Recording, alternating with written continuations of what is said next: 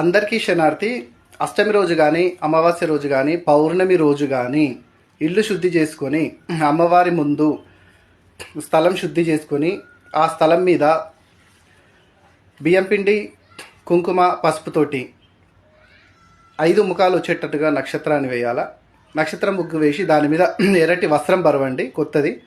దాని మీద 5 పిడికిళ్ళ బియ్యం వేయండి. ఆ బియ్యం మీద కూడా మళ్ళీ 5 ముఖాలు వచ్చేటట్టుగా నక్షత్ర గుర్తును వేయండి.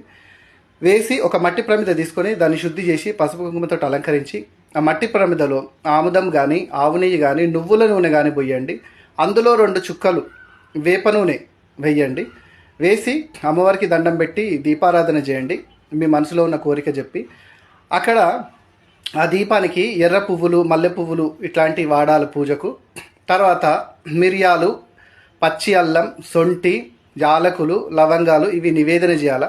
వీటితో పాటు మీరు బెల్లం పానకం నివేదన చేయాలి అమ్మవారికి.